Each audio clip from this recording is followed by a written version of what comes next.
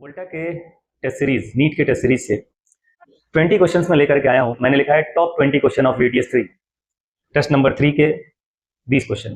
ठीक है, वोल्टा का टेस्ट सीरीज वो टेस्ट सीरीज है जो ये माना जाता है कि खुश करने वाला नहीं, सिलेक्शन दिलाने वाला टेस्ट सीरीज है। और पिछले 5 सालों में अपने आप को प्रूव किया है। बच्चों का बहुत ही ज्यादा पसंदीदा टेस्ट सीरीज है, उन बच्चों का जो वाकई में संघर्ष करना चाहते हैं और जो एग्जाम निकालना चाहते हैं। खुश करने के लिए पेपर कभी नहीं बनाया हमने बनाया है सिलेक्शन दिलाने वाला पेपर, और ये बच्चों ने माना है और इसी वजह से इतना ज़्यादा पॉपुलर है ये। ठीक है, हमारे क्वेश्चंस इस तरह से रहते हैं जो बच्चों को सोचने पर मजबूर कर दें। पुराने घिसे पिटे कंसेप्ट्स नहीं, नई चीज़ें जो आपने कभी नहीं सोचा हो कि हाँ ऐसा भी होता है, वो चीज़ें आपको इसमें देखने के लिए मिलेंगी। और मैं बोलता हूँ ये फिजिक्स के मैं क्वेश्चन लेके आया हूँ, फिजिक्स के 45 में से 20 क्वेश्चन। और फिजिक्स आपको पता है क्या है? फिजिक्स वो सब्जेक्ट है जो आपको सिलेक्शन दिलाता है, फिजिक्स वो सब्जेक्ट है जो आपका सिलेक्शन रोकता है। तो मैं बोलता हूँ यार ये 20 क्वेश्चन जो है ना, 20 क्वेश्चन मेरे साथ करो, है कि नहीं? पॉज करो स्क्रीन को, क्वेश्चन देखो, सॉल्व करने की कोशिश करो, फिर मेरा सोल्यूशन देखो। और तुम सिर्फ इन 20 क्वेश्चन से ये फील करोगे कि हाँ कुछ तो है डिफरेंट। ठीक है, और अगर डिफरेंट फील कर लो तो बताओ मुझे, मैं आपको ऐसे ही, अभी तो टेस्ट सीरीज के क्वेश्चन हैं, आपको मैं मॉड्यूल के क्वेश्चन दिखाऊंगा और देखना तो बोलना कि क्या जबरदस्त सवाल है भाई। और फिर प्रैक्टिस करेंगे, नीट निकालेंगे 2026 का जो नीट है इसको बिल्कुल फोड़ करके रहना है। ठीक है, हर हाल में करके रहना है। सब्जेक्ट को सीखने की कोशिश करो, फॉर्मूले रटना और रटे रटाए कंसेप्ट से एग्जाम निकालना ये बीते जमाने की बात हो गई, है कि नहीं? अगर आप सोचते हो कि पुटिंग पाटिंग गेटिंग से हमारा सिलेक्शन हो जाएगा, फॉर्मूला याद कर लेंगे, क्वेश्चन आएगा, फॉर्मूला बेस्ड वैल्यू पुट करेंगे, आंसर आ जाएगा, सॉल्व कर लेंगे, तो वो जमाना लग गया। अब सोचना पड़ेगा, दिमाग लगाना पड़ेगा। और फिजिक्स क्या है? फिजिक्स लॉजिक लगाने की चीज है। अगर आपका दिमाग चलता है, सोच पाते हो, लॉजिक लगा पाते हो तो फिजिक्स कर पाओगे। और अगर सोचने समझने की क्षमता नहीं है तो ये बच्चों का खेल नहीं है। ठीक है, तो आओ चलो स्टार्ट करते हैं। जैसा मैंने बोला, स्क्रीन को पॉज करोगे, क्वेश्चन देखोगे, सॉल्व करोगे और फिर मेरा सोल्यूशन देखोगे, फिर देखो क्या मजा आता है इस सेशन को करने में। ठीक है, चलो स्टार्ट करते हैं। ये देखो, इस क्वेश्चन को देखिए ध्यान से। इसमें बोला गया कि एक वेज है और दोनों तरफ इक्वल मासेस रखे गए हैं और स्मूथ वेज है, फ्रिक्शन जीरो है, फ्रिक्शनलेस है, और इसके ऊपर छोड़ दिया गया, ये स्लिप करके नीचे आ रहा है। हमसे बोला जा रहा है कि acceleration of centre of mass of block A and B, इन दोनों का जो सेंटर ऑफ मास होगा, उस सेंटर ऑफ मास का एक्सेलरेशन क्या होगा। अब देखो ध्यान से, इस क्वेश्चन के अंदर दो तीन कंसेप्ट हैं इस क्वेश्चन के अंदर, और वो सब के सब जबरदस्त हैं और ऐसे कंसेप्ट हैं जिसके ऊपर हमारा ध्यान कभी जाता ही नहीं है। एक कंसेप्ट देखो क्या है, एक कंसेप्ट मैं तुमको बताता हूं। अगर मान लो तुमको एक वेज पर एक ब्लॉक रख करके दे दिया जाए और बोला जाए कि बताओ इस ब्लॉक का एक्सेलरेशन क्या होगा एक्स और वाई डायरेक्शन में। इसका एक्सेलरेशन आपको बताना है, एक्स डायरेक्शन में कितना होगा और वाई डायरेक्शन में कितना होगा। जब सिर्फ वाई डायरेक्शन, अभी तो मैं एक्स और वाई दोनों पूछ रहा हूं, आसान हो जा रहा है, सिर्फ वाई डायरेक्शन में पूछा जाता है कि इस ब्लॉक का वाई डायरेक्शन में क्या एक्सेलरेशन होगा। 90% स्टूडेंट्स बोलते हैं कि इसका वाई डायरेक्शन में एक्सेलरेशन होगा जी, जो कि गलत है। एक्स डायरेक्शन में एक्सेलरेशन क्या होगा, बोल देते हैं 0, जो कि गलत है। तो क्या होगा असल एक्सेलरेशन इसका? ठीक है, ये भी एक समझने की बात है। अगर ये एंगल ऑफ इंक्लिनेशन थीटा है तो इसका वेट आता है नीचे की तरफ mg, मालूम है सबको। mg के कंपोनेंट्स बनते हैं mg cos theta, mg sin theta, ये भी सबको पता है। इस तरफ बनता है आपका mg cos थीटा, क्योंकि ये एंगल और ये एंगल सेम हो जाते हैं। इस तरफ बनता है mg sin थीटा। कैसे सेम होता है ये सब छोटी बात है, उस पर हम अभी बात नहीं कर रहे हैं। इसके ऊपर मोशन के डायरेक्शन में along the plane mg sin theta force लग रहा है। अगर इसका एक्सेलरेशन निकालोगे तो इस डायरेक्शन में net force divided by mass करने से इसका एक्सेलरेशन आ जाएगा g sin थीटा। ये एक्सेलरेशन है ब्लॉक का एक्सेलरेशन इस तरफ है g sin थीटा। अब इस एक्सेलरेशन के कंपोनेंट्स आप निकालोगे। इस तरफ जो इसका एक्सेलरेशन था g sin थीटा, इस g sin थीटा के कंपोनेंट्स हमको निकालने पड़ेंगे, और वो जो कंपोनेंट्स निकलेंगे वो हमको ax और ay बताएंगे। अगर मैं यहाँ पर एक कंपोनेंट बनाता हूँ, एक नीचे बनाता हूँ, ये एंगल अगर थीटा है तो ये वाला एंगल भी क्या हो जाएगा, alternate interior angle theta. g sin theta का एक कंपोनेंट इधर आएगा जिसको हम ax बोलेंगे, और ये ax कितना होगा, ax होगा इसका cos वाला कंपोनेंट, मतलब g sin theta cos theta, ये ax हुआ। और इसका अगर y कंपोनेंट निकालते हो तो y कंपोनेंट क्या आएगा, y कंपोनेंट आएगा आपका g sin थीटा मतलब जी साइन स्क्वायर थीटा, ये इसका y कंपोनेंट आया, मतलब ये आया आपका ए वाई। ठीक है, अब कोई अगर इसका एक्सेलरेशन पूछता है कि बताओ एक्सेलरेशन क्या होगा, ए एक्स आई कैप प्लस ए वाई जे कैप, मतलब जी साइन थीटा कॉस थीटा आई कैप और जी साइन स्क्वायर थीटा जे कैप। ठीक है, तो ये दो कंपोनेंट्स हैं एक्सेलरेशन के। इन कंपोनेंट से या इस एक्सेलरेशन से ये ब्लॉक एक्चुअल में चल रहा है। ठीक है, एक्चुअल में ये ब्लॉक इतने एक्सेलरेशन से चल रहा है। आई बात समझ में? अब देखो यहां पर अगर इन ब्लॉक्स के लिए बात करें तो थीटा है 45 डिग्री, और थीटा अगर मैं यहां पर 45 डिग्री रख लेता हूं तो ये हो जाएगा g sine 45 cos 45, sine 45 1/√2, cos 45 1/√2, 1/√2 into 1/√2 1/2, तो ये आ गया g/2। यहां पर अगर निकालें साइन थीटा को 45 डिग्री, थीटा को 45 डिग्री रखे तो साइन स्क्वायर थीटा 1/√2 का स्क्वायर 1/2 हो जाएगा, ये भी हो जाएगा g/2। ये अपने आप में क्वेश्चन है। यहां तक भी एक बहुत बढ़िया क्वेश्चन बनता है। ये अभी आधा, अभी हमने पूरा नहीं किया है, ये आधा क्वेश्चन है जो अपने आप में बहुत ही शानदार क्वेश्चन है, बहुत बढ़िया क्वेश्चन है, और बहुत ढेर सारे बच्चे इसको गलत कर देते हैं। ऐसा क्वेश्चन नहीं है। ठीक है, तो ये एक नया कंसेप्ट, मुझे उम्मीद है कि बहुत सारे बच्चे इसको सीखेंगे। ठीक है, अब देखो इस वाले ब्लॉक को देखो तो इस ब्लॉक का एक कंपोनेंट इधर g/2 आया एक्सेलरेशन का, और इसके एक्सेलरेशन का एक कंपोनेंट नीचे की तरफ है g/2। यहां से क्लियर है आपको? इसी तरह से ये ए वाला ब्लॉक देखो, ए वाले ब्लॉक का अगर जी साइन थीटा देखेंगे इस तरफ आएगा, फिर कंपोनेंट्स निकालेंगे तो एक्सेलरेशन का एक कंपोनेंट g/2 इधर आएगा और एक कंपोनेंट g/2 नीचे आएगा। अभी इतना हुआ, इसके बाद से इतने से काम खत्म नहीं हुआ, अभी और भी आगे कहानी और आगे बाकी है। क्या बाकी है? Find acceleration of centre of mass of blocks A and B. A और बी के सेंटर ऑफ मास का एक्सेलरेशन बताओ, और सेंटर ऑफ मास के एक्सेलरेशन का फॉर्मूला आपको पता है क्या होता है? सेंटर ऑफ मास के एक्सेलरेशन का formula ACM is equal to m1a1 plus m2a2 divided by m1 plus m2। सही है, m1a1 plus m2a2 divide by m1 plus m2। अब देखो ये मोशन जो है ये दोनों डायमेंशन में चल रहा है, दोनों डायमेंशन में ये ब्लॉक चल रहे हैं, और हमको डायरेक्ट एक बार में ये फॉर्मूला लगा करके आंसर नहीं मिलने वाला है।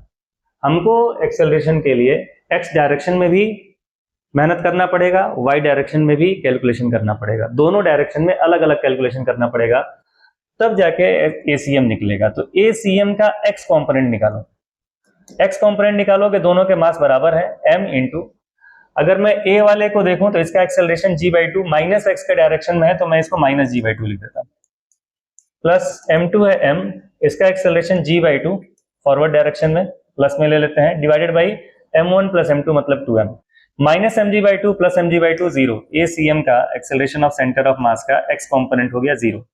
ठीक, चलो इसकी तो कहानी खत्म है। अब y कंपोनेंट में जरा कैलकुलेशन करते हैं, सेंटर ऑफ मास के एक्सेलरेशन का y कंपोनेंट, तो मास इंटू पहले वाले ब्लॉक के एक्सेलरेशन का y कंपोनेंट g/2 नीचे, दूसरे वाले ब्लॉक का y कंपोनेंट g/2 नीचे डिवाइडेड बाई 2m, ये हो गया mg/2 प्लस mg/2 मतलब mg divided by 2m, m से m कैंसिल हो गया, कितना आ गया g/2, ये भी नीचे था ये भी नीचे था, तो एक्सेलरेशन ऑफ सेंटर ऑफ मास भी नीचे की तरफ आ गया, यानी कि g/2 डाउनवर्ड्स। उम्मीद है समझ में आया होगा। बहुत जबरदस्त सवाल है, इसको आप सेव करके कहीं पर भी अपना शॉर्ट नोट्स बनाते हैं तो शॉर्ट नोट्स के अंदर इस सवाल को इंपॉर्टेंट करके लिखो, वेरी वेरी इंपॉर्टेंट क्वेश्चन। ठीक है, कंसेप्ट बिल्ड करने के लिए, एग्जाम के लिए नहीं भाई, एग्जाम में तो कुछ भी आ सकता है। देखो इंपॉर्टेंट और नॉट इंपॉर्टेंट का मतलब इस तरह से अगर समझते हो आप कि एग्जाम में आने वाला है तो वो कोई फायदा नहीं है फिर पढ़ कर। किसी भी एग्जाम को निकालना है, किसी भी एग्जाम को निकालने के लिए आप एग्जाम रोते रह जाओगे, कुछ फर्क नहीं पड़ने वाला है, एग्जाम नहीं निकलने वाला है। नीट के लिए नीट रो, आईआईटी वाले आईआईटी रोए, यूपीएससी वाले यूपीएससी रोए, कोई फर्क नहीं पड़ने वाला है। अगर आपको एग्जाम निकालना है, एग्जाम निकालने के लिए आपको सब्जेक्ट के ऊपर फोकस करना होता है।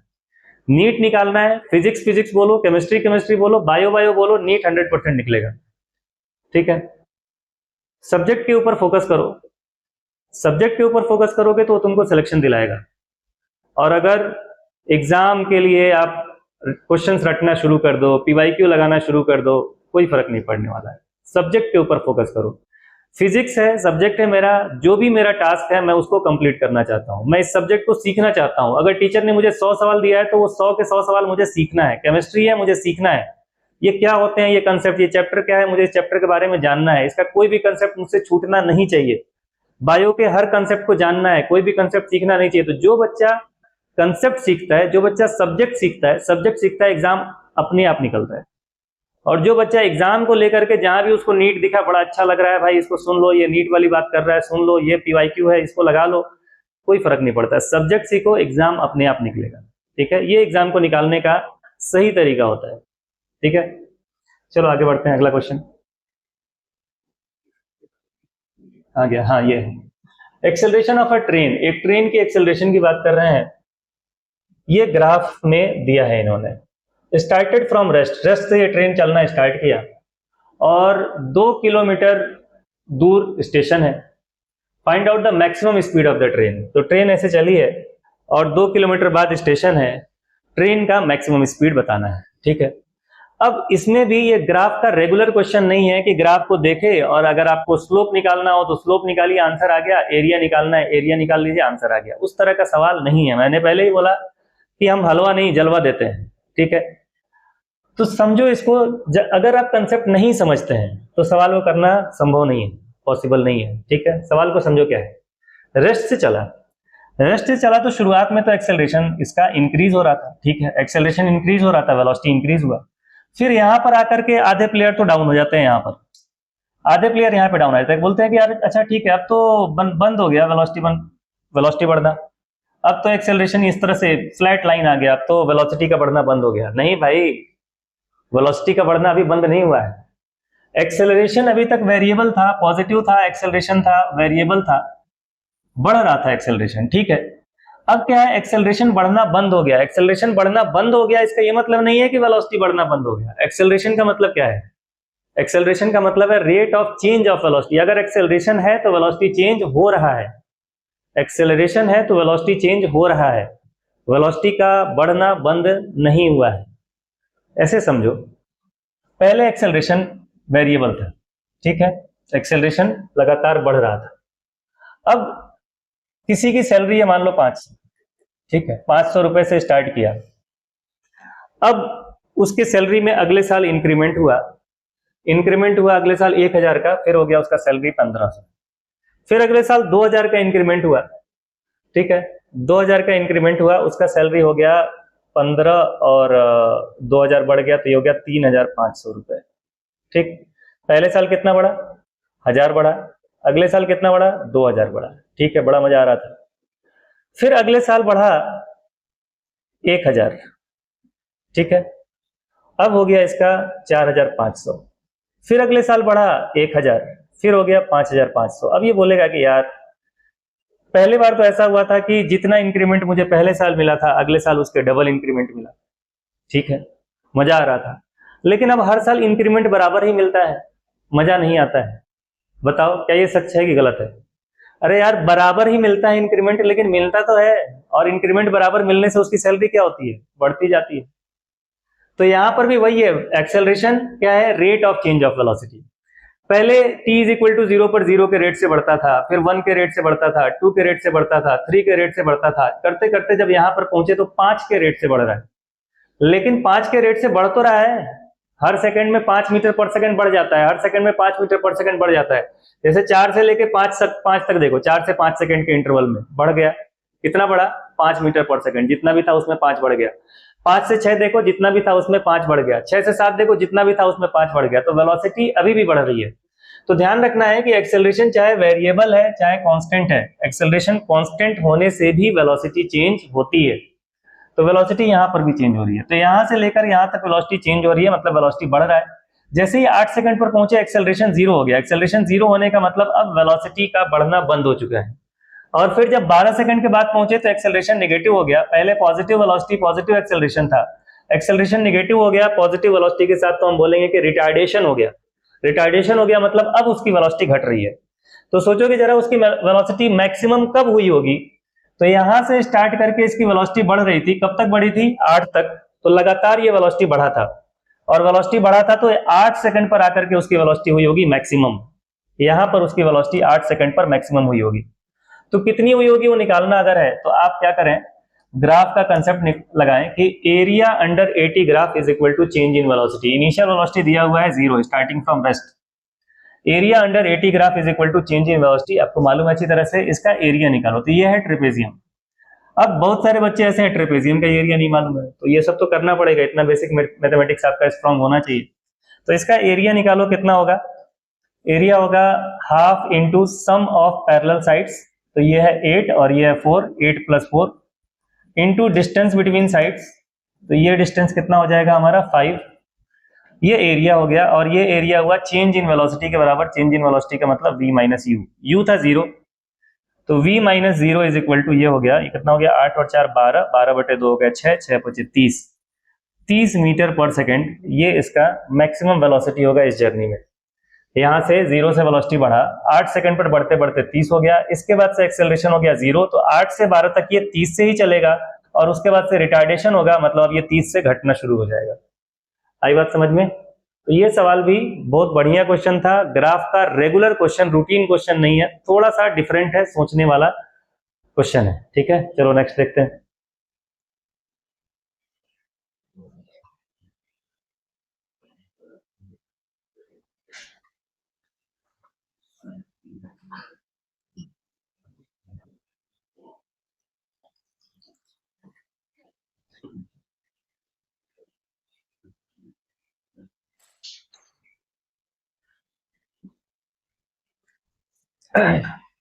नेक्स्ट क्वेश्चन देखो, थोड़ा सा स्पीड बढ़ाता हूं, शायद हो सकता है कि हम कनेक्ट होने लगे हों।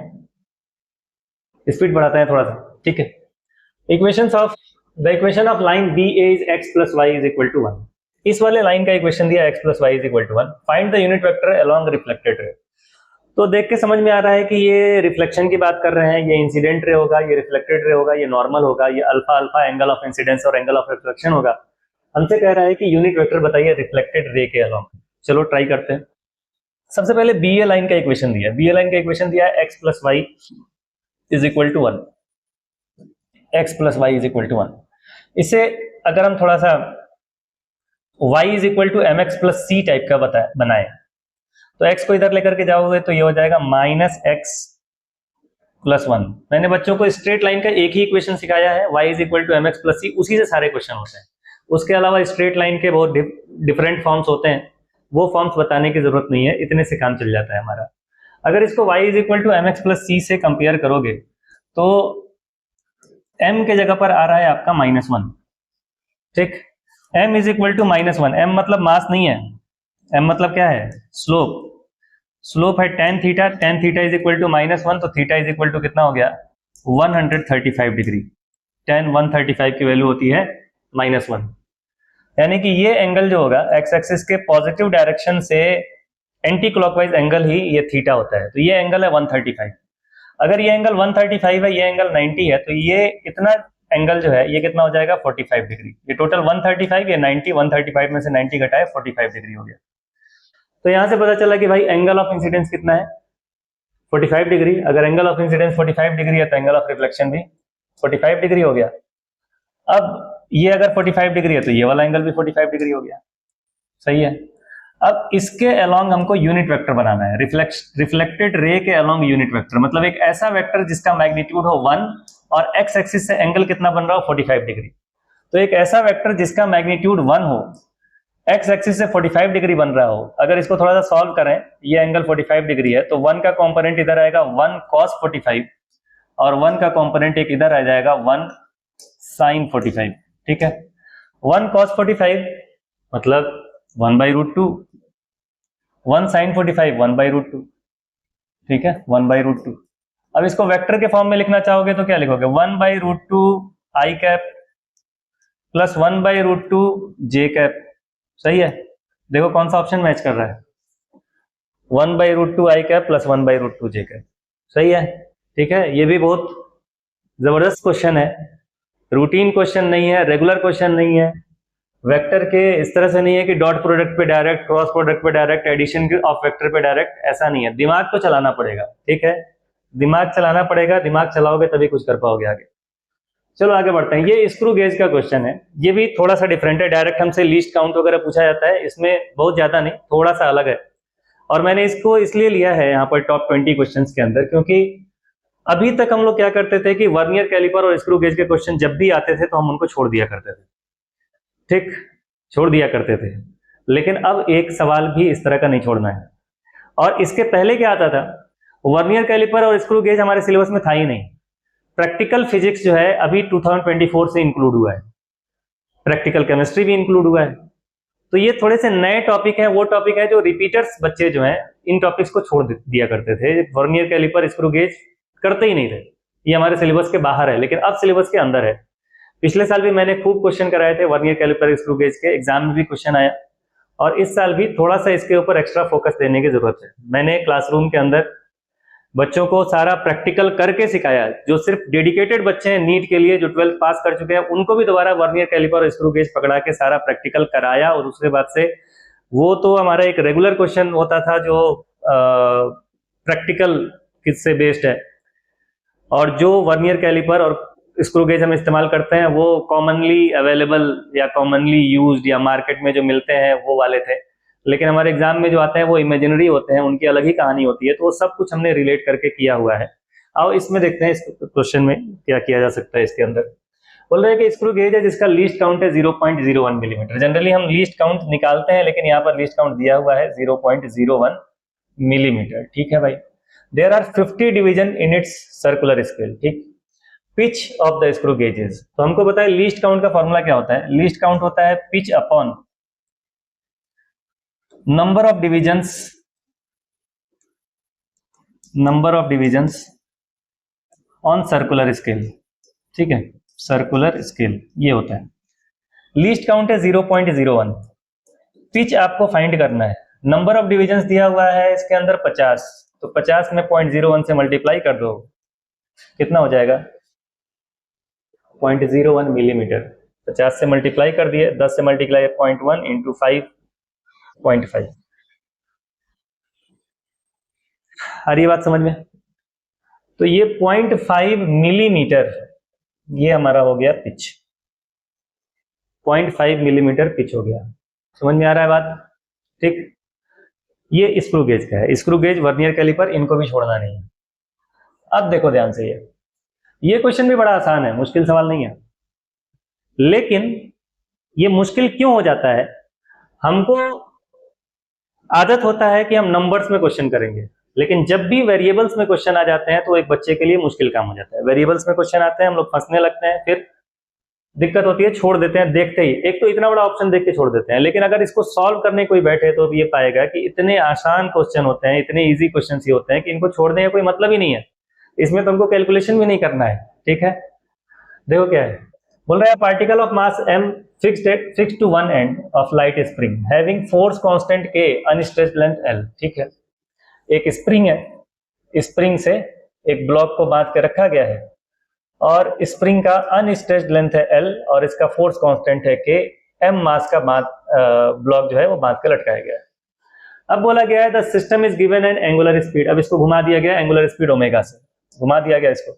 जब घुमाएंगे तो ये बाहर की तरफ भागेगा, स्प्रिंग हमारा बड़ा हो जाएगा। Fix end of the spring is such that it rotates in a circle in gravity free space. Find out extension in the spring. ठीक है, ग्रेविटी फ्री स्पेस में है तो वर्टिकल और जेंटल का चक्कर ही खत्म हो गया।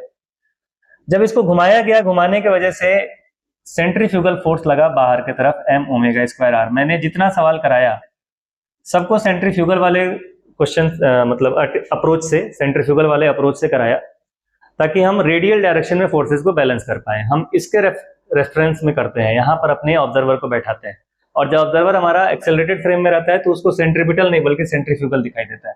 तो सेंट्रीफ्यूगल वाले अप्रोच से करो, आसान होता है। तो सेंट्रीफ्यूगल फोर्स लगा m ओमेगा स्क्वायर r, और अंदर की तरफ स्प्रिंग फोर्स लगा kx। अब देखो ध्यान से, ये r क्या चीज है।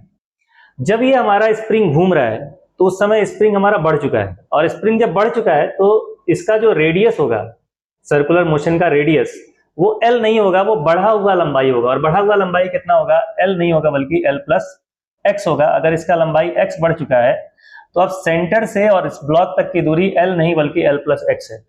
बस इतना ही ध्यान रखना है, r की जगह पर L प्लस x। तो centrifugal force m omega square L plus x, ये हो गया।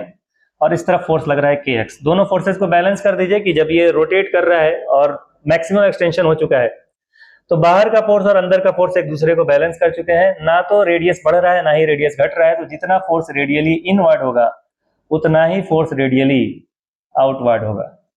ठीक है, क्या फाइंड करना है आपको? x सॉल्व करके x निकाल लो।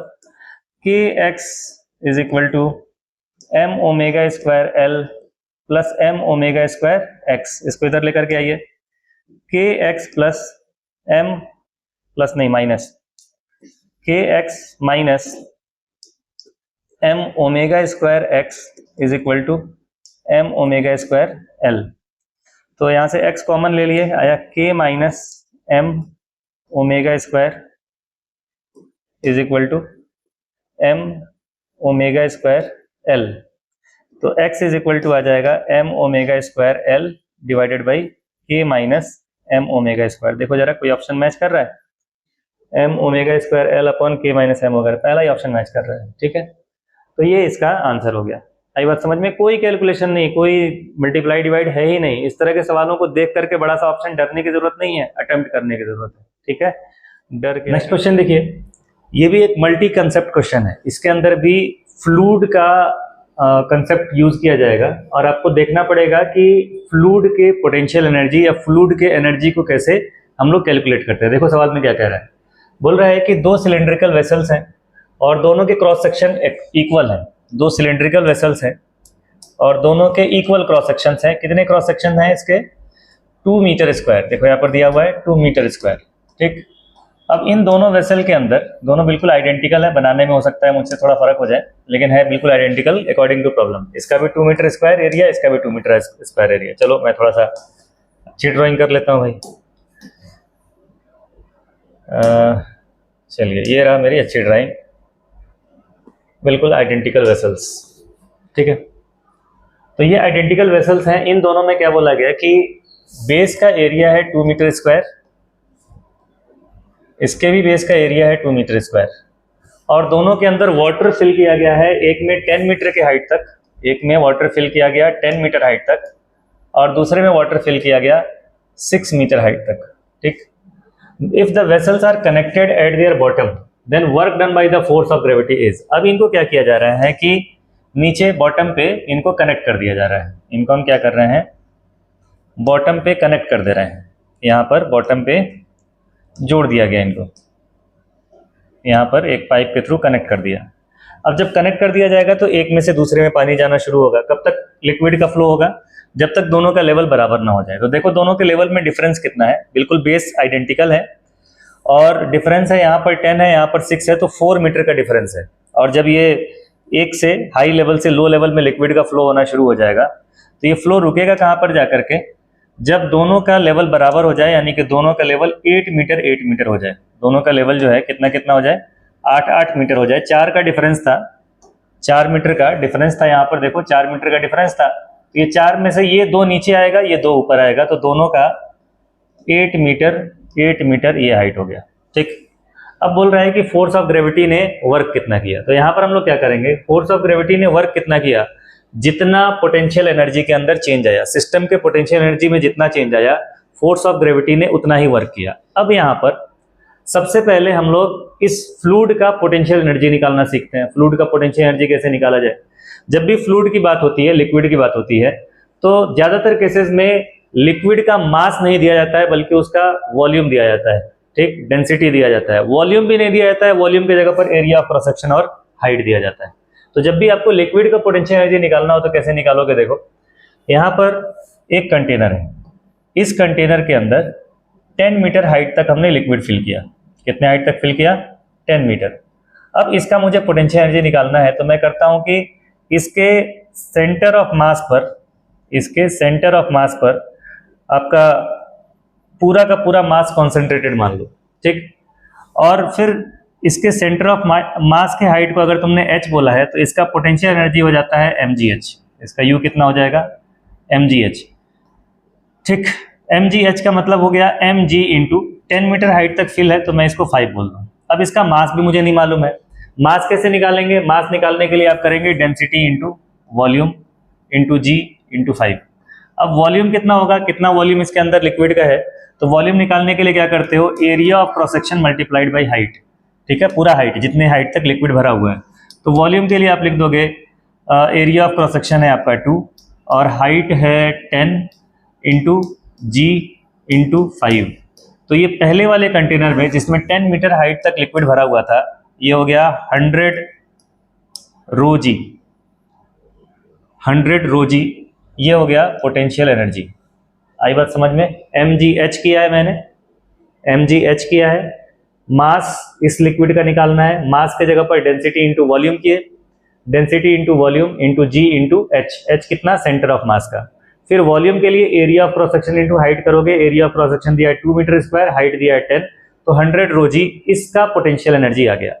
सिमिलरली अगर तुम इस वाले कंटेनर को देखो जिसमें 6 मीटर हाइट तक लिक्विड भरा हुआ है, तो अगर 6 मीटर हाइट तक भरा होता तो बिल्कुल यही प्रोसीजर आप रिपीट करते। क्या लिखते, मैं इसको U1 बोल देता हूं और दूसरे वाले कंटेनर के लिए U2 बोल दे रहा हूं।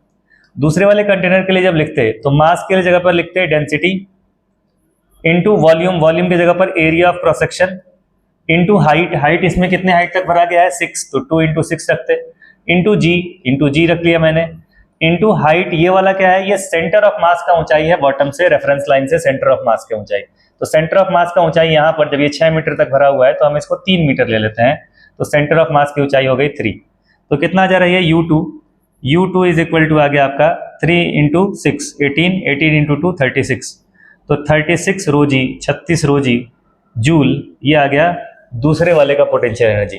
तो नेट इनिशियल पोटेंशियल एनर्जी आपको निकालना है, अगर टोटल इनिशियल पहले कितना था, तो UI आ जाएगा हमारे पास U1 प्लस U2, मतलब 100 रो जी प्लस 36 रो जी, 136 रो जी, ये नेट इनिशियल पोटेंशियल एनर्जी आ गया।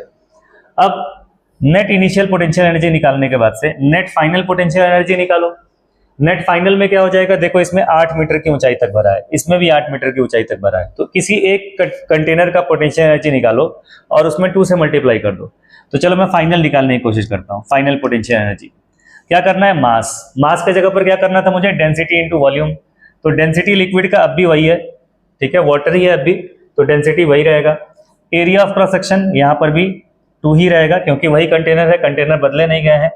और हाइट ले रहे थे हम लोग, कितनी ऊंचाई तक पानी भरा हुआ है, तो इसमें 8 मीटर की ऊंचाई तक पानी भरा हुआ है, ठीक। उसके बाद से क्या लेना था हमको, जी लेना था, जी ले लिए। उसके बाद से एच लिया हुआ था, ये एच क्या चीज था, सेंटर ऑफ मास की ऊंचाई। जब 8 मीटर की ऊंचाई तक भरा हुआ है तो सेंटर ऑफ मास कितना ऊंचा है, 4 मीटर पे, तो यहाँ पर एच की जगह पर लिख लिया 4। ये एक कंटेनर का हुआ, ये एक कंटेनर का पोटेंशियल एनर्जी। इस तरह ये कितने कंटेनर है हमारे पास, 2 हैं।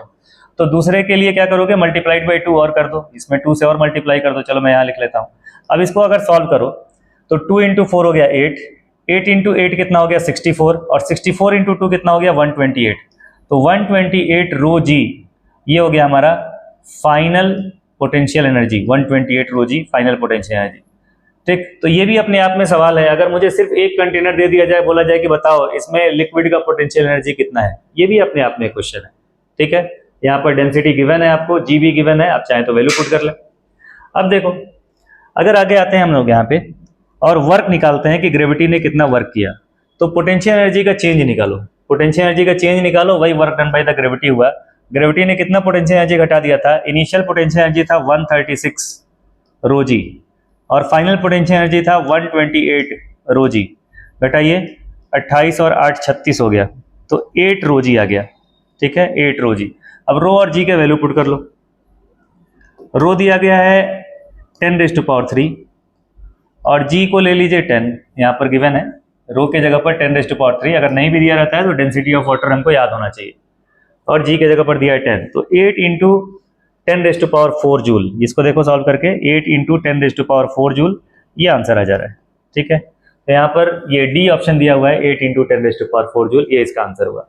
हर सवाल आपको कुछ ना कुछ सिखाता है, ऐसा नहीं है कि एक क्वेश्चन है फॉर्मूले में वैल्यू पुट किया आंसर आ गया। सवाल को सोचो, नए नए कंसेप्ट सीखो, ये हमारा सोच है कि हम बच्चे को सिखाएं, इस तरह से ट्रेन करें, तैयार करें कि जब वो एग्जाम में जाए तो कुछ भी हो जाए, कैसा भी पेपर आ जाए, बच्चा फंसना नहीं चाहिए एग्जाम के अंदर, ठीक है, ये हमारा मोटो है। चलिए आगे बढ़ते हैं। नेक्स्ट क्वेश्चन ये है, ये भी देखो बहुत ही शानदार सवाल है, ये भी जबरदस्त सवाल, ठीक है। क्या पूछा गया इसके अंदर, कह रहे हैं एंगुलर वेलोसिटी निकालिए ए का और with respect to O at a distance shown in figure. ठीक, ये भी बिल्कुल रेगुलर क्वेश्चन नहीं है, समझने वाला, दिमाग लगाने वाला अच्छा सवाल है। देखो, हमको निकालना है ओमेगा, ऑब्जर्वर यहाँ पर है, किसका ओमेगा निकालना है? इसका, इस पॉइंट का। अब इसका तो लीनियर मोशन हो रहा है, ओमेगा हम कहाँ निकालते हैं? सर्कुलर मोशन में, रोटेशनल मोशन में। यहाँ पर पूछ रहा है कि बताओ भाई लीनियर मोशन के अंदर ओमेगा निकाल के बताओ। तो लीनियर मोशन के अंदर आपको अगर ओमेगा निकालना है तो थोड़ा सोचना पड़ता है कि देखो, जब भी हम ओमेगा निकालते हैं, अगर कोई पार्टिकल इस तरह से सर्कुलर मोशन कर रहा है, टेंजेंशियल स्पीड इसका v है, ऐसे सर्कुलर मोशन कर रहा है, मुझे अगर ओमेगा निकालना होता है तो ये r, और यहां से देखते हैं हम लोग सेंटर से बैठ के और ओमेगा देखते हैं, वी आर ओमेगा में रिलेशन होता है v is equal to r omega या omega is equal to v upon r. इसमें v और r के अंदर क्या रिलेशन होता है कि ये v हमेशा r के परपेंडिकुलर होता है। अब अगर आपको किसी लीनियर मोशन में ओमेगा निकालना हो तो हम क्या करेंगे कि जब आपको जिस इंस्टेंट पर ओमेगा निकालना है उस पार्टिकल को यहां से मिला लिया करो। कहां से? जहां से आप ऑब्जर्वेशन कर रहे हो। अब क्योंकि हमने यहां पर सीखा था ये काम करना, तो इस वेलोसिटी का कंपोनेंट निकालोगे किस तरफ? Perpendicular to this line. इसको रेडियस के इक्विवेलेंट मानना और ये आपका टेंजेंशियल वेलोसिटी के इक्विवेलेंट हो जाएगा। आई बात समझ में? तो जब इसका कंपोनेंट आप इधर निकाल लिए, अगर ये थीटा है तो v cos थीटा निकाल लिए, तो अब ओमेगा निकालने के लिए यही फॉर्मूला यूज करेंगे थोड़ा अलग तरीके से। v is equal to omega is equal to लिखेंगे v perpendicular divided by r। ठीक है, v perpendicular divided by r, इस तरह से सॉल्व किया जाएगा। आई बात समझ में? तो v परपेंडिकुलर ये चीज हो गया, डिवाइडेड बाई r हो गया इससे डिस्टेंस। निकालेंगे कैसे? अब इस सवाल में देखो, ये d है, ये d है, परपेंडिकुलर बेस बराबर है तो एंगल कितना हो जाएगा? 45 डिग्री। अगर परपेंडिकुलर बेस बराबर हो तो एंगल 45 डिग्री। ये एंगल है 90 डिग्री, ये 45 डिग्री, तो ये थीटा कितना हो गया? 45। अब v का कंपोनेंट इस तरफ निकाल रहे हो तो ये हो जाएगा v cos 45 मतलब v बाई रूट 2। आई बात समझ में? ये दूरी r निकालो, r कितना होगा? पाइथागोरस थ्योरम लगा दो, ये d है, ये d है, root D square plus D square मतलब r is equal to root 2d आ गया। ठीक है, ये दूरी हो गया रूट 2d। अब आपको निकालना है omega, omega is equal to V perpendicular divided by R. V perpendicular कितना है? v by root 2 divided by R कितना है? Root 2d। इसको सॉल्व करोगे आ जाएगा v अपॉन 2d। ठीक है, रूट 2 इंटू रूट 2 2 हो जाएगा। v बाई 2d कौन सा है? फोर्थ ऑप्शन है। आई बात समझ में? तो यहां पर भी सीखे होगे आप कि लीनियर मोशन में भी हम ओमेगा कैसे निकाल सकते हैं। चलो सही है, आगे बढ़ते हैं। ये क्वेश्चन देखो, consider a system in which few conservative internal and few non-conservative internal forces are acting. The work done by resultant non-conservative force is equal to। ये सवाल भी बहुत ही बढ़िया, बहुत शानदार सवाल है, बहुत गजब का सवाल है। ये वो जगह है जहां पर आपका दिमाग पहुंचता ही नहीं है। ठीक है, हम रटी रटाई बुद्धि रखे रह जाते हैं और इस तरह के सवाल हमको मूर्ख बना के चले जाते हैं। तो यहां पर आपको कंसेप्ट समझना पड़ेगा, तब जाके आप इस सवाल को कर पाओगे। देखो कंसेप्ट क्या होता है। आपने वर्क एनर्जी थ्योरम पढ़ा है। वर्क एनर्जी थ्योरम क्या बोलता है? Work done by net force is equal to change in kinetic energy. Kinetic energy work done by क्या? Net force. Work done by net force. Net force के अंदर क्या क्या हो सकता है? नेट फोर्स के अंदर टाइप ऑफ फोर्सेस जो हम लोग लगाते हैं ऑब्जेक्ट के ऊपर, कंजर्वेटिव फोर्स हो सकता है, नॉन कंजर्वेटिव फोर्स हो सकता है, एक्सटर्नल फोर्स हो सकता है। तो वर्क डन बाय मैं लिख देता हूं conservative force, work done by non conservative force, work done by external force. अगर हम नॉन इनर्शियल फ्रेम की बात करेंगे तो work done bye pseudo force भी आ सकता है। तो वहां पर उस तरह की कोई बात हो नहीं रही है तो मैं इसको छोड़ देता हूं। Is equal to change in kinetic energy. सही है, ओके। अब यहां पर दिया हुआ है कि external forces are absent. External forces लग ही नहीं रहे। अगर एक्सटर्नल फोर्स लग नहीं रहे हैं तो work done by external force कितना हो जाएगा? 0। इसको हटा दो। अब वर्क डन बाय क्या पूछा है? Work done by non conservative forces हमने। ठीक है, work done bye resultant non conservative force. सिर्फ नॉन कंजर्वेटिव फोर्स मिलके कितना वर्क कर रहा है उतना बताना है आपको। नॉन कंजर्वेटिव ने कितना वर्क किया बस वो बताना है। तो कंजर्वेटिव का क्या करें?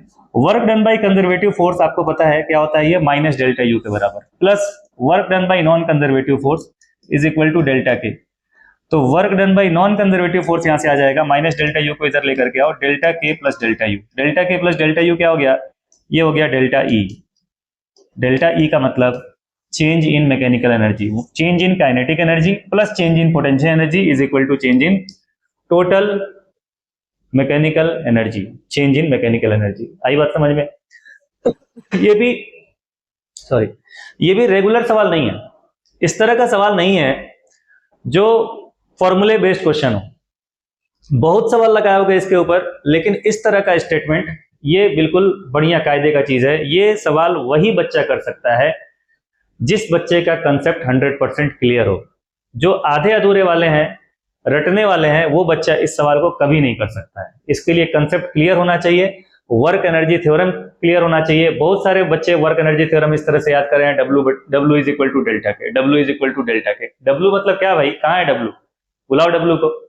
W मतलब क्या चीज है? Work done by net force है, सिर्फ W is equal to delta K नहीं है।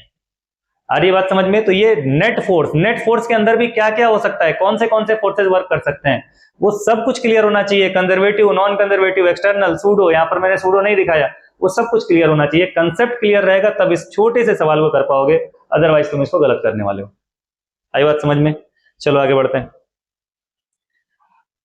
हाँ, ये सवाल देखिए, इसमें बोल रहा है कि radius, length and resistance of a metal wire were measured in laboratory. एक मेटल वायर लिया गया, उसका रेडियस, लंबाई, रेजिस्टेंस, ये सब कुछ मेजर किया गया लैब के अंदर। तो रेडियस ये आया, रेजिस्टेंस ये आया और लेंथ ये आया। Percentage error in resistivity of the material of the wire is, percentage error कितना होगा रेजिस्टिविटी में। ये जेई मेन के पीवाईक्यू में से 2024 जेई मेन का क्वेश्चन है। इस तरह के सवालों को भी सीखना पड़ेगा, ठीक है। नीट वालों को भी जेई मेन के पीवाईक्यू लगाने पड़ेंगे। R is equal to, resistance is equal to पढ़े हो रो एल बाई ए। यहां से रो निकाल लो, रो इज इक्वल टू हो जाएगा R A divided by L, ठीक है। ये रेजिस्टिविटी हो गया। अब एरिया की बात नहीं हो रही है, यहां पर क्या दिया है, रेडियस। तो क्या करें, एरिया के जगह पर रेडियस के टर्म्स में आंसर लिखें, तो रो इज इक्वल टू हो जाएगा आर, ए के जगह पर pi r square divided by L, ठीक। क्या निकालना है आपको, percentage error in resistivity of material. तो ये आएगा delta rho by rho is equal to r के जगह पर डेल्टा आर बाई आर। यहां पर पाई है, पाई को छोड़ दीजिए, कांस्टेंट है। आर स्क्वायर का मतलब हो गया 2 डेल्टा आर बाई आर, और एल के जगह पर लिख दोगे डेल्टा एल बाई एल। एक मिनट भाई, हाँ ये हो गया डेल्टा एल बाई एल। इसमें आपको अब वैल्यू पुट करना होगा। हमसे पूछा जा रहा है percentage error in resistivity of material, 100 से मल्टीप्लाई कर दो ताकि सबसे पहले ये परसेंटेज एरर में कन्वर्ट हो जाए। अगर इसमें 100 से मल्टीप्लाई कर दिया इस साइड में, ये परसेंटेज एरर इन रो हो गया, तो इस साइड भी आपको 100 से मल्टीप्लाई करना पड़ेगा। ये बिल्कुल रेगुलर क्वेश्चन है, ये आप लोग इतना कर सकते हैं। अब वैल्यू पुट करना होता है, डेल्टा आर के जगह पर आप 10 पुट करेंगे, यहाँ पर आर के जगह पर 100, तो हो जाएगा 10 by 100 plus 2 into delta R radius 0.05 centimetre, ठीक है। लेकिन यहाँ पर यूनिट से कुछ भी लेना देना नहीं होता है। यहाँ पर जो भी लिखा है सेम यूनिट नीचे भी है, कैंसिल हो जाएगा। यहाँ पर भी जो भी लिखो सेम यूनिट नीचे, तो सेंटीमीटर मीटर कोई फर्क नहीं पड़ता है। आर के जगह पर लिखो 0.05 divided by 0.35 plus delta L के जगह पर लिखिए 0.2 डिवाइडेड बाई 15 मल्टीप्लाइड बाई 100, ठीक है। ये हो गया। अब इसी को सॉल्व करोगे तो आंसर मेरे ख्याल से ये 39 या ऐसे कुछ आ जाता है। यही मेन का सवाल है। इसमें क्या है कि देखो, एरर इतना ज़्यादा जनरली होता नहीं है। एरर जब भी हम लोग मेजरमेंट करते हैं तो एरर आपका 5-10% के अंदर ही रहता है। जो एक्सेप्टेबल एरर अच्छे लैब्स के अंदर माना जाता है लेस देन 5%। लेकिन क्वेश्चन अगर दे दिया है तो जो भी एरर आएगा उसे एक्सेप्ट करना पड़ेगा। यानी कि इतना बड़ा एरर कैसे हो सकता है, सारे ऑप्शन ही उसी तरह के हैं। देखो, तो ये वैल्यू पुट करोगे और पुट करके सॉल्व करोगे तो इनमें से एक आंसर मैच करेगा। प्रोसीजर मुझे लगता है कि आपको समझ में आया होगा। आई बात समझ में? चलो आगे बढ़ते हैं। ये सवाल देखिए, ओहो, block of certain mass is placed on rough floor, the coefficient of static and kinetic friction between block are इतना। फोर्स लगा है 20 न्यूटन का ब्लॉक के ऊपर, so that velocity of a block varies with time according to the following graph. देखो भाई, कितना खूबसूरत, कितना बढ़िया सवाल बनाया है। जनरली क्वेश्चंस क्या दिए जाते हैं कि ये ब्लॉक है, इसके ऊपर फोर्स लगाया, ब्लॉक चल दिया, वेलोसिटी एक्सेलरेशन जो भी देना होता है दे देता है। अब इस सवाल के अंदर क्या खास है, ये आधी इंफॉर्मेशन तो रिटन फॉर्म में देते हैं और आधी इंफॉर्मेशन किस में दिया है, ग्राफ के फॉर्म में। ग्राफ का बिल्कुल बढ़िया इस्तेमाल। ऐसा नहीं है कि ये सवाल बहुत बड़ा है, बहुत बड़ा नहीं है, ये सवाल छोटा है। सवाल का स्टेटमेंट बड़ा है, डराने वाला स्टेटमेंट है, लेकिन ऐसा नहीं है कि ये बड़ा सवाल है। बिल्कुल 100% नीट लेवल का सवाल है। कोई बोले कि इतना बड़ा सवाल नीट में नहीं आ सकता है, गलत बोल रहे हो। इतना बड़ा सवाल भी नीट में आएगा। तो चलो सॉल्व करते हैं, इसको देखते हैं क्या है। बोला है ब्लॉक ऑफ सर्टेन मास, कुछ मास दिया हुआ है इसका m, placed on a rough floor, ठीक, यहाँ पर रफ है मतलब कुछ ना कुछ कोफिशिएंट ऑफ फ्रिक्शन होगा। कोफिशिएंट ऑफ स्टैटिक और काइनेटिक फ्रिक्शन दोनों दिया हुआ है, बोला है कि म्यू एस है 0.4 और म्यू के है 0.25। ठीक, a constant horizontal force 20 newton, 20 newton का फोर्स लगा हुआ है यहाँ पर। So that velocity of a block varies according to the graph. अब इसका वेलोसिटी इस ग्राफ के हिसाब से इस फोर्स को लगाने की वजह से वेरी कर रहा है, सही। मास ऑफ ब्लॉक इज नियरली, लगभग मास कितना है, m क्या है। सबसे पहले देखो कि वेलोसिटी वेरी कर रहा है, वेलोसिटी चेंज हो रहा है, वेलोसिटी बढ़ रहा है इसका। अगर इसका वेलोसिटी बढ़ रहा है इसका मतलब कि ये रुका हुआ नहीं है, और अगर ये रुका हुआ नहीं है तो यहाँ पर म्यू एस का इस्तेमाल हम लोग नहीं करेंगे, बल्कि किसका इस्तेमाल करेंगे, म्यू के का इस्तेमाल करेंगे। पहली चीज ये म्यू एस म्यू के दोनों दिया हुआ है, किसका यूज करेंगे ये क्लियर हुआ। अब आगे बढ़िए, इस वेलोसिटी के ग्राफ को आप देख करके और क्या निकाल सकते हैं, बोले कि अगर ये वेलोसिटी का ग्राफ है तो मैं इसका एक्सेलरेशन बता सकता हूँ, ए बता सकता हूँ मैं इसका। ए क्या हो जाएगा, delta we upon delta T. Velocity के अंदर कितना चेंज हुआ, 0 से लेकर के 20 तक वेलोसिटी चेंज हुआ, तो वेलोसिटी के अंदर चेंज हुआ 20। और टाइम इंटरवल क्या है, कितने देर में 20 का चेंज हुआ है, 3 में, तो 20/3 इसका एक्सेलरेशन हो गया। ठीक, उसके बाद आइए, ये जो ब्लॉक है इसके ऊपर दो फोर्सेज लग रहे हैं, एक तो 20 न्यूटन और दूसरा जो हमको दिखाई नहीं दे रहा है वो कौन सा फोर्स है, फ्रिक्शन। दोनों मिला के एक नेट फोर्स बनाएंगे, और Newton second law of motion क्या बोलता है, net force is equal to mass into acceleration. Net force में कितना होगा, 20 न्यूटन तो मोशन के डायरेक्शन में, फ्रिक्शन मोशन के अपोजिट डायरेक्शन में। फ्रिक्शन को मैं लिख सकता हूं mu mg, friction mu into normal reaction mu mg लिख सकता हूं, is equal to ma mass into acceleration. कितना है एक्सेलरेशन, ये वाला एक्सेलरेशन है जो हमको ग्राफ से पता चलता है। ठीक, एक्सेलरेशन हो गया 20/3, ये आया। यहां पर म्यू के लेंगे और म्यू के जगह पर यूज करोगे वैल्यू 0.25। तो चलो सॉल्व करते हैं इसको, जरा सा सॉल्व करके देखो। 20 इंटू 0.25 का मतलब 1/4, 1/4 यहां पर अगर रखोगे तो ये हो जाता है आपका mg/4 is equal to 20m/3। ठीक, g के जगह पर भी अगर 10 रख लेते हो तो इसको मैं लिख दूंगा 10m/4। ठीक है, 10m/4 या 5m/2। ठीक, यहां पर बोला हुआ है कि g को आप 10 ले लेंगे। आई बात समझ में, चलो आगे बढ़ते हैं। तो ये आया अभी तक, इसको सॉल्व करो जरा। 10m/4 को उधर लेकर के जाओ तो 20 is equal to 20m/3 plus 10m/4। Solve करिए, 80 और 30, 8 3 11, 110 m डिवाइडेड बाई 12, ये हो गया 20। तो m इज इक्वल टू हो गया 20 इंटू 12 डिवाइडेड बाई 110। ये 0 0 कैंसिल हो गया, 2 इंटू 2 12 हो गया 24, 24/11, तो 11 दूनी 22, 2 पॉइंट समथिंग आ जाना चाहिए, 2.2 kg मेरे ख्याल से आंसर आएगा। 11 दूनी 22 और फिर 20 हो जाएगा। ठीक, आई बात समझ में। यहां पर देखो कितना बढ़िया खूबसूरत सवाल दिया गया, ग्राफ और स्टेटमेंट इन दोनों को इंक्लूड करके सवाल। ऐसा नहीं है कि बहुत बड़ा है, अभी मैं आपको समझा रहा हूं, टाइम लग रहा है। जब आप लगाने बैठोगे तो इस तरह के सवालों की धज्जियां उड़ा दोगे, अगर ढंग से सीखे हो तो। चलो आगे बढ़ते हैं। अगला सवाल बोल रहा है कि a particle is projected at t is equal to 0 with velocity u at angle theta with horizontal, then ratio of tangential acceleration and radius of curvature at the point of projection. ये जो radius of curvature का concept है, radius of curvature at the point of projection, projectile motion के अंदर जो radius of curvature का, या किसी भी 2D मोशन के अंदर जो रेडियस ऑफ कर्वेचर का कंसेप्ट होता है, ये भी बड़ा अच्छा, बहुत बढ़िया कंसेप्ट होता है। और ये वो कंसेप्ट होता है जिसके ऊपर ध्यान नहीं दिया जाता है, पढ़ाया नहीं जाता है। ठीक है, तो इसको भी सीखना चाहिए। देखो रेडियस ऑफ कर्वेचर होता क्या है, रेडियस ऑफ कर्वेचर कई बार यहाँ पर पूछ दिया था कि मैक्सिमम हाइट पर रेडियस ऑफ कर्वेचर क्या था। बच्चे बोलते थे रेडियस ऑफ कर्वेचर हो जाएगा h मैक्स के बराबर, जो कि गलत है। अरे भाई ये सेंटर थोड़ी है जिसका आप ये सर्कल थोड़ी है जिसका आप सेंटर निकाल ले रहे हो यहाँ पे। अगर ये सर्कल होता और आप इसका सेंटर इसको मान लेते तो ये हो जाता रेडियस ऑफ कर्वेचर, लेकिन ना तो ये सर्कल है, पैराबोला है आपका। ये प्रोजेक्टाइल का पाथ कैसा होता है, पैराबोलिक होता है, तो ये पैराबोला है। और ये जब पैराबोला है तो सेंटर जैसा भी कुछ नहीं है, तो रेडियस ऑफ कर्वेचर वो चीज नहीं होता है। रेडियस ऑफ कर्वेचर निकालने का तरीका क्या है, देखो अगेन ये सर्कुलर मोशन से रिलेटेड कंसेप्ट है। रेडियस ऑफ कर्वेचर हम कहां पढ़ते हैं, सर्कुलर मोशन में।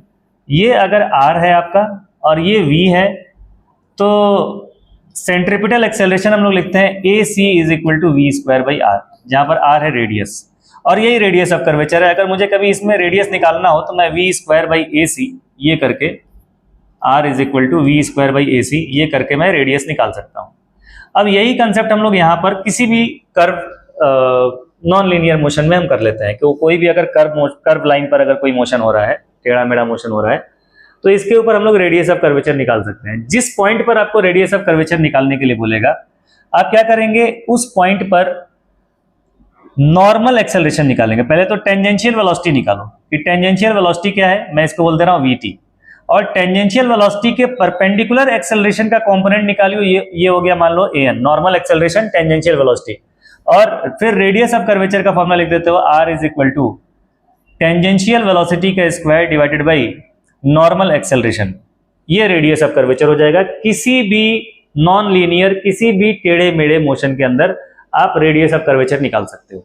ठीक है, क्या करना है, जिस तरह से सर्कुलर मोशन में r is equal to v square by a c कर सकते हो, ठीक है, a is equal to v square by r, उसी तरह से किसी भी टेढ़े मेढ़े मोशन में ए सी के जगह पर टेंजेंशियल वेलोसिटी का परपेंडिकुलर कंपोनेंट ले लेना एक्सेलरेशन का, और टेंजेंशियल वेलोसिटी ले लेना, और r इज इक्वल टू लिख लेना टेंजेंशियल वेलोसिटी का square divided by normal acceleration. Normal किसके, वेलोसिटी के नॉर्मल। होप की समझ में आई है बात। चलो अब ये सवाल करते हैं, देखते हैं क्या आता है इसका आंसर।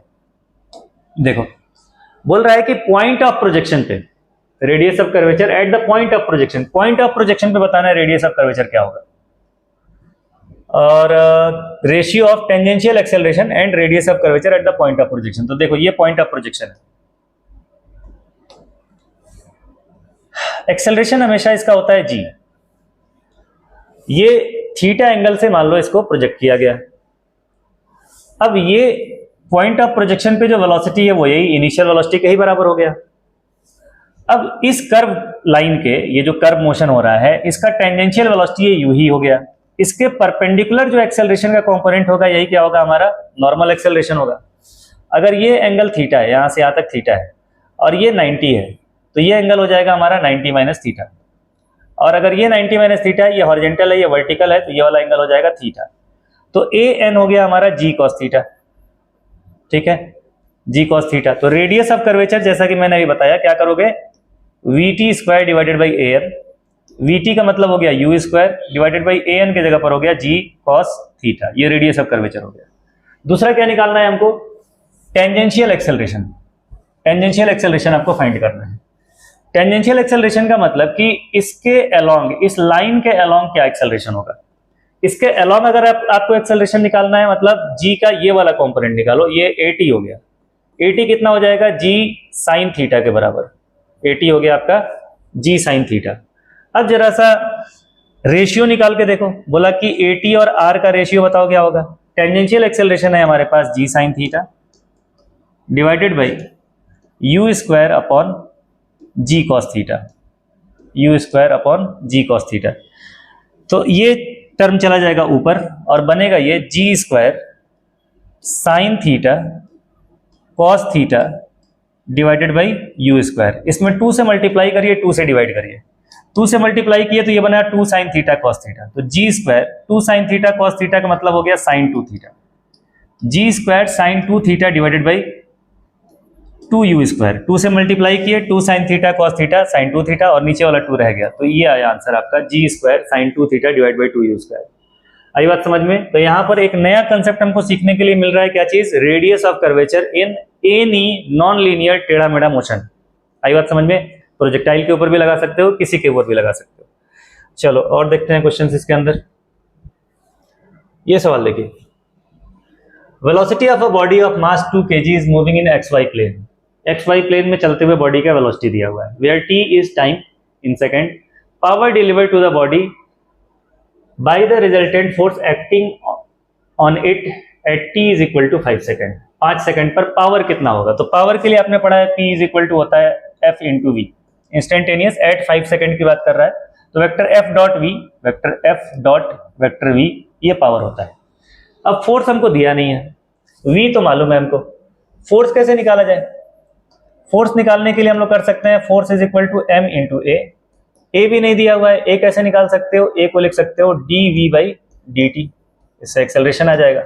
v तो हमको पता है, v ये चीज है 2i कैप प्लस 4t जे कैप, तो m इंटू, इसको अगर डिफरेंशिएट करूं तो थोड़ा डायरेक्ट कर रहा हूं देखना, 2 कांस्टेंट है, कांस्टेंट का डिफरेंशिएशन 0, तो ये आई कैप वाला हट गया। 4t को डिफरेंशिएट किए तो वहां पर 4 कोफिशिएंट है उसका, t का डिफरेंशिएशन हो जाएगा 1, तो 4 इंटू 1 जे कैप, ये आ गया। मास आपको गिवन है, मास कितना दिया गया है 2 kg, तो मास की जगह पर आप लिख लीजिए यहाँ पर 2 kg। ठीक, तो ये हो गया 8 जे कैप, ये क्या आया है 8 जे कैप फोर्स। अब आपको P निकालना है, P का मतलब F डॉट V, इसका इससे डॉट करना है, डॉट प्रोडक्ट करना है। डॉट करोगे आई है नहीं, जे का जे में मल्टीप्लाई कर लोगे, जे का जे में मल्टीप्लाई किया तो 8 इंटू 4, तो 8 इंटू 4 कितना हो गया 32t, हाँ ठीक है, पावर आ गया F डॉट V करने से 32t। अब कितने टाइम पर पूछ रहा है 5 सेकंड पर, तो 32 इंटू 5 कर लो। ठीक, तो 5 दूनी 10, 1 5 3 15 और 1 16, 160 वॉट ये पावर आया। आई बात समझ में? ठीक, आगे बढ़िए। ये सवाल देखो, स्प्रिंग ऑफ फोर्स कांस्टेंट, ये तो रेगुलर सवाल है लेकिन अच्छा सवाल है, ऐसा नहीं है कि बिल्कुल हलवा सवाल है। Spring of force constant 1000 newton per metre has extension of 15 centimetre. Spring पहले से खींचा हुआ है, अगर हलवा सवाल बनाना होता तो क्या करते, बोलते कि स्प्रिंग पहले से रिलैक्स था। इसमें बोला कि स्प्रिंग पहले से एक्सटेंडेड था, कितना था 15 सेंटीमीटर का एक्सटेंशन तो पहले ही था। अब इसको और खींचा गया और खींच के 15 से इसका एक्सटेंशन बढ़ा के कितना कर दिया गया 25 सेंटीमीटर कर दिया गया। बताओ कि वर्क कितना होगा। तो पहले इसके पास पोटेंशियल एनर्जी स्टोर था हाफ के x1 स्क्वायर, बाद में पोटेंशियल एनर्जी बढ़ गया हाफ के x2 स्क्वायर हो गया। ठीक है, क्या पूछा जा रहा है हमसे, वर्क कितना करना पड़ा, तो W is equal to final energy minus initial energy कर लो। फाइनल एनर्जी है half k x2 square minus half के x1 स्क्वायर, हाफ के कॉमन ले लो तो half k x2 square minus x1 square ये हो जाएगा। ठीक, थोड़ा डायरेक्ट कर रहा हूँ, इतना कैलकुलेशन आपका फास्ट होना चाहिए। अब x2 के जगह पर आपका क्या है 25 और x1 के जगह पर है 15, स्क्वायर कर रहे हो। अगर इसको सेंटीमीटर को मीटर में करोगे तो 10⁻², स्क्वायर करोगे 10⁻⁴। तो थोड़ा सा कैलकुलेशन देखना, हाफ के जगह पर क्या लिखना है हमको 1000 को 10⁻³ लिख देता हूँ। x2 स्क्वायर कर रहे हो तो 25 का स्क्वायर कर दो। ठीक, मल्टीप्लाइड बाई यहाँ पर क्या आ जाएगा, 25 को मीटर में बदलोगे तो 10⁻² आएगा, लेकिन फिर जब उसको बाहर निकालोगे स्क्वायर करके तो 10⁻⁴ हो जाएगा। तो मैं लिख रहा हूँ 25 स्क्वायर माइनस 15 स्क्वायर, और सेंटीमीटर स्क्वायर को मीटर स्क्वायर में करने के लिए 10⁻⁴ दोनों के साथ आता होगा, आपने कॉमन ले लिया।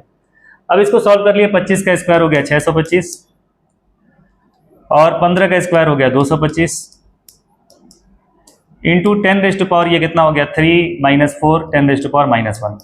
ठीक है, 625 में से 225 घटाओ तो आ गया आपका 400, तो 1/2 इंटू 400 हो गया 200 इंटू 10⁻⁻1 मतलब 200/10। 200/10 कितना हो जाएगा 20। आया समझ में? तो इस तरह से कैलकुलेशंस वगैरह भी थोड़ा सा स्ट्रांग होना चाहिए कि जल्दी जल्दी आप कैलकुलेशंस कर पाए। चलो आगे बढ़ते हैं। ये सवाल धोखा देने वाला सवाल है। इस तरह के सवालों को जल्दबाजी में बच्चे गलत करते हैं, है बहुत आसान लेकिन जल्दबाजी में गलत करते हैं, एक्सेलरेशन लगाना शुरू कर देते हैं। यहाँ पर देखो ध्यान से, तो ये ब्लॉक हमारा इस जगह पर कनेक्टेड है, यहाँ पर जुड़ा हुआ है, ये यहाँ से ये आगे जा ही नहीं सकता है सिस्टम। अगर जा नहीं सकता है तो ये सारे के सारे इक्विलिब्रियम में है। 2 इक्विलिब्रियम में होगा तो नेट फोर्स 0, मतलब जितना आगे उतना पीछे, मतलब 100 आगे तो 100 पीछे। ये भी इक्विलिब्रियम में है, जितना आगे उतना पीछे, तो यहाँ पर 100 आगे लग रहा है, यहाँ पर 100 पीछे लग रहा है, तो स्ट्रिंग में तो टेंशन सेम रहेगा। तो स्ट्रिंग ये इसको खींचता होगा 100 के फोर्स से, तो ये स्ट्रिंग किसने, पीछे वाला स्ट्रिंग कितने से खींचेगा, ये भी 100 से खींचेगा। तो ये वाला इसको आगे कितने से खींचेगा, ये भी 100 से खींचेगा। यहीं पर पूछ रहा है इस वाले स्ट्रिंग में कितना टेंशन है, 100 आगे। इक्विलिब्रियम में 100 आगे 100 पीछे, इक्विलिब्रियम में 100 आगे 100 पीछे, तो यहाँ टेंशन कितना हो गया 100। तो ये आंखों का धोखा है, धोखा देने वाला सवाल है। जल्दबाजी में हम लोग इस तरह के सवालों को गलत करते हैं। आगे बढ़िए।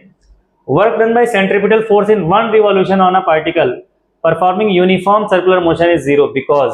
देखिए इसमें देखो ध्यान से, बोल रहा है कि सेंट्रीपिटल फोर्स का वर्क डन 0 क्यों होता है। यहाँ पर भी ऑप्शन से कंफ्यूज करने की कोशिश कर रहे हैं। पहला बोल रहा है नेट डिस्प्लेसमेंट इज 0, लगता है कि हाँ भाई डिस्प्लेसमेंट तो सर्कुलर मोशन में 0 है ही, तो इसके वजह से displacement work is equal to force into displacement, इसके हिसाब से 0 हो जाना चाहिए। पहला ही ऑप्शन सही लगा देते हैं।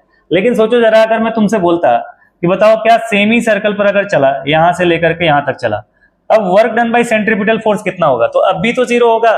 Work done bye centripetal force semi circle पे भी जीरो है।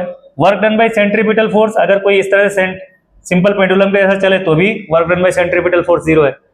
तो ये वाला कंडीशन इनको और इनको तो एक्सप्लेन कर ही नहीं पाएगा। तो असल में जीरो क्यों होता है, क्योंकि सर्कुलर मोशन में किसी भी इंस्टेंट पर देखोगे तो जो सेंट्रीपिटल फोर्स है, इस सेंट्रीपिटल फोर्स का डिस्प्लेसमेंट, अगर यहाँ पर मैं dx डिस्प्लेसमेंट दिखाऊं तो डिस्प्लेसमेंट से हमेशा 90 डिग्री का एंगल होता है, इस वजह से जीरो होता है। तो force is perpendicular to the displacement at every instant. ये एक्सप्लेनेशन इसका, ना कि ये है। ठीक है, तो इसमें डी ऑप्शन सही होगा। पहला ही ऑप्शन इस तरह का दिया है कि जल्दी से हम लोग उसको लगा दें। चलो नेक्स्ट देखो, simple pendulum has length 1 metre, simple pendulum of length 1 metre has a wooden bob of mass 1 kg। एक पेंडुलम यहाँ पर लटका हुआ है, इसका मास दिया गया है 1 kg। इसका जो बॉब है, बॉब का मास दिया गया है 1 kg, यहाँ से ये। ठीक, स्ट्रक बाय ए बुलेट, एक गोली आकर के इसको लगती है, गोली आके लगी यहाँ पर। गोली का मास कितना है, 10⁻⁻² kg, इतना इसका मास है। 10⁻⁻² kg ये गोली का मास दिया हुआ है, और स्पीड दिया है 2 × 10⁻² मीटर पर सेकेंड, इतने स्पीड से ये आके टकराया। फिर बोला है कि bullet gets embedded into the bob, height to which bob rises before swinging back. मतलब ये दोनों एक दूसरे से जुड़ जाते हैं और जुड़ के ये एक साथ ऊपर जाते हैं। इस समय ये वुडन बॉब है आपका और इसके अंदर धंसा हुआ गोली है। तो मैक्सिमम कितनी ऊंचाई तक जाएंगे ये बताना है आपको।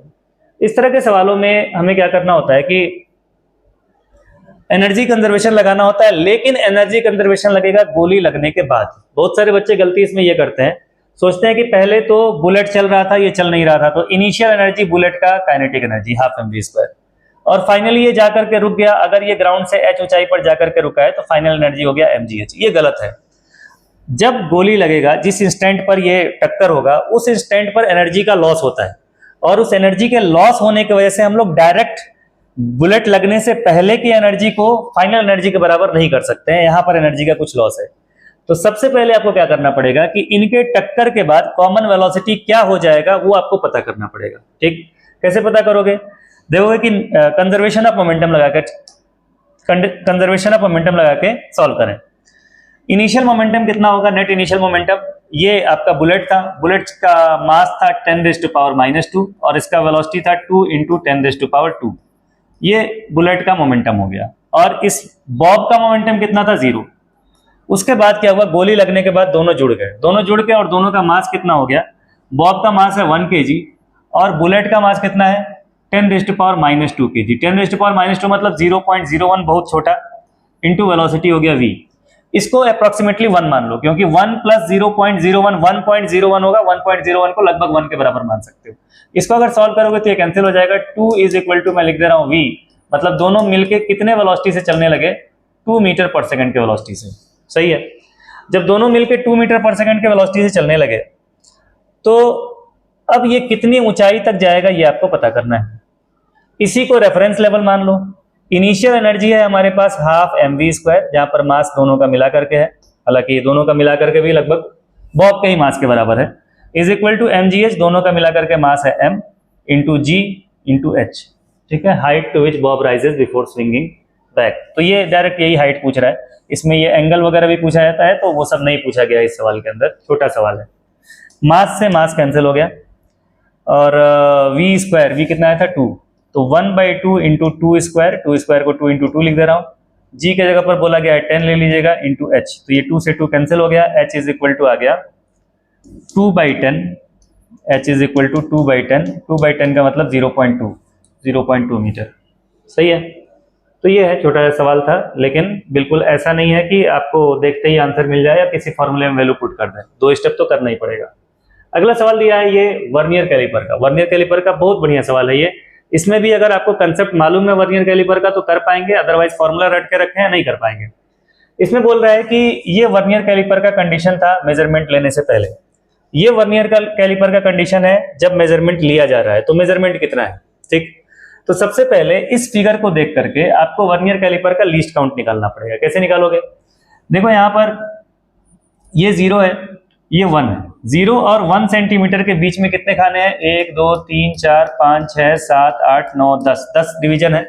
मतलब इसका एक था ना, मेन स्केल का एक था ना 1 MSD, 1 MSD 1 mm के बराबर है। 1 सेंटीमीटर का 10वां टुकड़ा मतलब 1 मिलीमीटर। वर्नियर स्केल के अंदर कितने डिवीजन हैं? ये तो 0 होता है। इसके बाद देखो 1 2 3 4 5 6 7 8 9 10 डिवीजन है।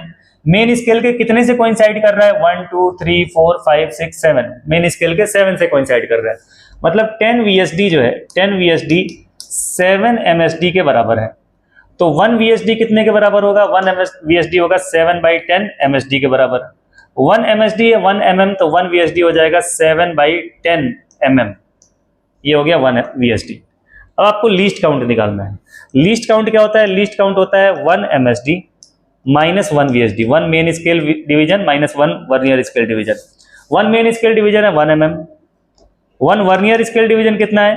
0.7 mm। ये सॉल्व किया तो 0.7 आ गया, तो 0.7 mm घटा दो तो कितना आ जा रहा है आपका? 0.3 mm। ये लीस्ट काउंट हो गया, ठीक है। अब आपको मेजरमेंट करना है। मेजरमेंट जब कर रहे हो तो देखो मेन स्केल पे मेजरमेंट है 1 डिवीजन का। 1 डिवीजन का मतलब मेन स्केल रीडिंग जो है, मेन स्केल रीडिंग है 1 डिवीजन मतलब 1 मिलीमीटर। और वर्नियर का ये पहला ही डिवीजन यहाँ पर कोइंसाइड कर रहा है, मतलब वर्नियर स्केल रीडिंग अगर लेंगे तो 1 डिवीजन का रीडिंग है मल्टीप्लाइड बाई लीस्ट काउंट कर देते हैं। लीस्ट काउंट है 0.3, तो इन दोनों को ऐड कर दोगे तो रीडिंग आ जाएगा 1 मिलीमीटर प्लस 0.3 मिलीमीटर मतलब 1.3 मिलीमीटर। ये रीडिंग आ गया 1.3 मिलीमीटर का मतलब 0.13 सेंटीमीटर। ये रीडिंग आ गया इसका। यही बात समझ में? तो ये वर्नियर का सवाल था। वर्नियर को भी, स्क्रू गेज को भी मैंने बताया था कि ढंग से पढ़ना पड़ेगा। आगे देखो, ये बोल रहा है फोर्स और टाइम के बीच में हमने ग्राफ दे दिया। पार्टिकल का जो है लीनियर मोशन हो रहा है as shown in figure. Particle is initially at rest, the nature of graph is sinusoidal, momentum acquired by particle in the time interval from 0 to 8 second. 0 से 8 सेकेंड में कितना मोमेंटम एक्वायर करेगा। तो देखो ये फोर्स और टाइम के बीच में ग्राफ है। अगर मैं एरिया इसका निकालूंगा, इंटीग्रेशन FDT, ठीक है। इंटीग्रेशन FDT मतलब इंपल्स, और इंपल्स क्या होता है? ये चेंज इन मोमेंटम के बराबर होता है। और हमसे मेरे ख्याल से चेंज इन मोमेंटम ही पूछा है, मोमेंटम एक्वायर्ड बाय पार्टिकल। तो रेस्ट से स्टार्ट किया होगा मेरे ख्याल से, कहा लिया इनिशियली एट रेस्ट, रेस्ट से स्टार्ट किया है तो चेंज इन मोमेंटम जो होगा वही फाइनल मोमेंटम हो जाएगा। एरिया निकाल लो, एरिया कितना होगा? तो देखो ये साइनोसॉइडल बोला गया है, सवाल में दिया है कि ये साइनोसॉइडल कर्व है। साइनोसॉइडल कर्व में हमको क्या पता होता है कि इसके क्वार्टर साइकिल का एरिया होता है 1 यूनिट। तो ये नीचे की तरफ है तो ये -1, यहाँ पर देखो ये +1 +1 ये 2 हो गया और ये -1, तो टोटल एरिया निकालोगे -1 + 2 -1, एरिया आ जाएगा 0।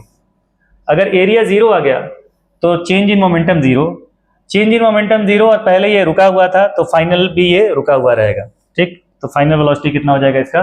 0।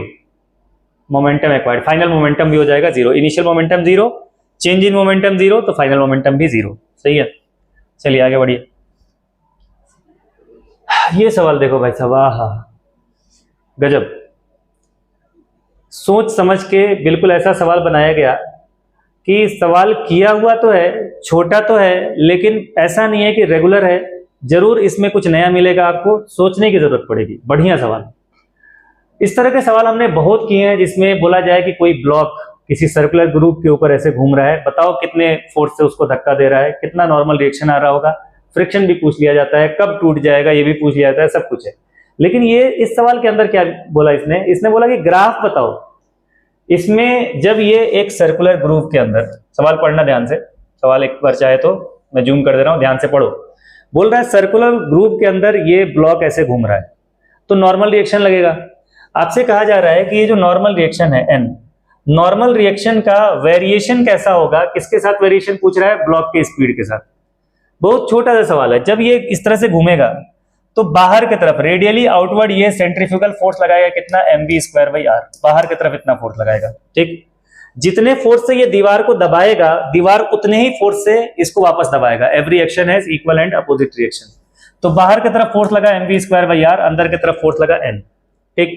अब n और v के बीच में ग्राफ बनाना है। y एक्सिस पर n और x एक्सिस पर v², मास भी कांस्टेंट, रेडियस भी कांस्टेंट, तो n प्रोपोर्शनल आ गया v²। देखो v² प्रोपोर्शनल n या n proportional v², y proportional x²। y proportional x² आपको पता है किसका ग्राफ होता है? ये पैराबोला का। कैसा पैराबोला? Upward opening parabola. तो इन चारों ऑप्शंस के अंदर देखो कौन सा अपवर्ड ओपनिंग पैराबोला है?